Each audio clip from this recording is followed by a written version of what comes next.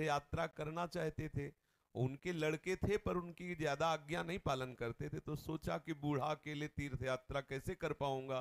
तो एक गरीब ब्राह्मण का लड़का था, उससे कहा कि भैया तू इधर उधर नौकरी के लिए भटकता, अगर तू मुझे तीर्थ यात्रा करवा दे तो मैं तेरी खान पान की व्यवस्था और धनराशि भी दे दूंगा। तो ब्राह्मण ने कहा चलो अच्छा है, आपके साथ तीर्थों का भी दर्शन होगा। तो जहां जहां जाना चाहते थे उन जवान ब्राह्मण बूढ़े ब्राह्मण को ले गया, तीर्थ दर्शन कराती हो। जब ब्रज धाम आया तो उसको बहुत बुखार आ गया बूढ़े को। उसने बहुत सेवा की, जैसे मतलब माता अपने बच्चे की सेवा करती है ऐसे सब सेवा की उस जवान ब्राह्मण ने। बड़ा द्रवित हुआ बूढ़ा ब्राह्मण, धनी ब्राह्मण था वो। तो गोपाल जी के दर्शन जब करने गया तो उसने कहा बेटा तुमने बहुत सेवा की है, तुम्हें क्या दे सकता हूं। मेरे एक बेटी है, बहुत सुंदर है बेटी, और बहुत धन संपत्ति है, मैं तुम्हें दूंगा। बोले देखो बाबा तुम तो यहाँ बोल रहे हो, घर में तुम्हारे जवान लड़के हैं, हमारी पिटाई करेंगे। बोले हम गोपाल जी को साक्षी करके कहते हैं कि अपनी बेटी का ब्याह तुम्हारे से करवा दूंगा और संपत्ति भी दूंगा। बात हो गई। तीर्थ यात्रा करवा के जब घर पहुंचा तो बूढ़े की हिम्मत नहीं कि बात कर सके लड़कों के सामने, क्योंकि बेचारा गरीब ब्राह्मण का लड़का। महीना भर सोचता रहा कि कभी न कभी तो सूचना दे, वो तो सूचना नहीं। तो घर गया उनके और बोला देखो बाबा आपने कहा था कि तुम्हारा, तो लड़कों ने धक्का लगाया और दो चार थप्पड़ लगाए कि तेरी सामर्थ्य क्या है कि तू मेरी बहन से ब्याह करने की बात सोच सके। बोले नहीं बाबा ने कहा था। अब लड़कों की वो स्वरूप देख करके बाबा बदल गए। उनका हमें नहीं याद है कि हमने कुछ कहा था। अब उसने कहा अरे नहीं तुमने तो गोपाल जी के सामने कहा था। उनका हमें याद ही नहीं कि हमने तुमसे कुछ कहा है। पीट के भगा दिया। अब उस लड़के को इस बात का बुरा लगा कि तीर्थ यात्रा करके आया और कह रहा कि मुझे याद नहीं है। अब मैं अपनी तरफ से तो कहा नहीं था ब्याह करने की, और इसने हमारा अपमान भी करवाया, अब तो ब्याह करके ही रहेंगे। उसके जिद चढ़ गई। उसने पंचायत बुलाई और पंचायत में कहा कि इसने हमें तीर्थ यात्रा के लिए प्रेरित किया, तीर्थ यात्रा ले गया, मैंने इसकी सब सेवा की, इसने ठाकुर जी के सामने मेरे ब्याह की बात कही। तो बोले कोई और गवाही दो तब बात बनेगी। बोले गवाही में तो केवल हम ही और ये बुढ़ा और ठाकुर जी थे। तो बोले अब भाई गवाही तो दो में क्या, तुम जो कह रहे हो कि इन्होंने कहा वो कह रहे नहीं कहा, तो तीसरा चाहिए।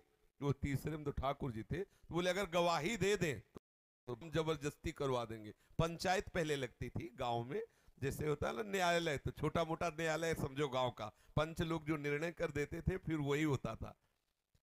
तो बुढ़े से कहा तो बुढ़ा राजी हो गया, क्योंकि उसे पता था गोपाल जी थोड़ी आएंगे। उसने कहा अगर गोपाल जी कह दें पंचों के बीच में आके कि हाँ हमारे सामने ब्याह की बात हुई थी, तो अब किसी की बात नहीं मानेंगे, हम ब्याह कर देंगे। लड़के भी राजी हो गए, क्योंकि सबको पता था कि कोई ठाकुर जी मूर्ति थोड़ी चल के आएगी। और उसने मूर्ति नहीं माना था, उसने साक्षात ठाकुर जी माना था। आया वृंदावन, अब ठाकुर जी का शयन हो गया था। अब वहां से अब वो बहुत परेशान कि अब कल तक हम रुके फिर ठाकुर जी से बात करें तो ऐसा। अब दरवाजा बंद थे, खटखटाया, क्योंकि उसके लिए मूर्ति थोड़ी है।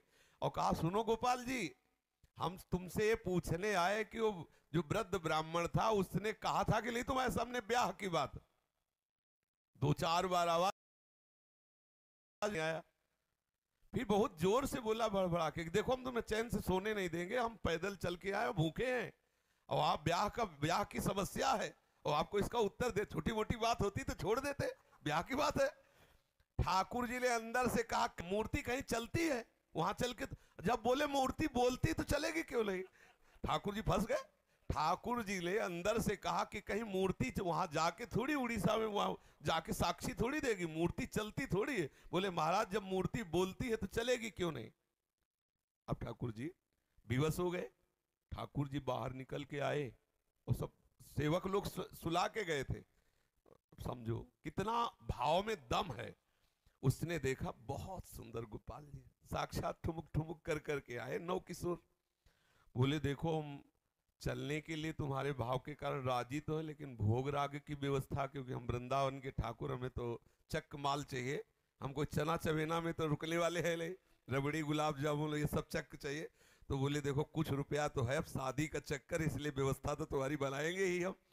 तो बोले कैसे चलोगे? बोले चलेंगे तो हम पैदल ही, आगे आगे तुम चलना, पीछे पीछे हम चलेंगे, कुछ भोग लिए रहना, हमको भोग लगा देना। बोले अब हम चले और तुम आ रहे हो कि नहीं आ रहे हो ये मुझे कैसे पता चलेगा?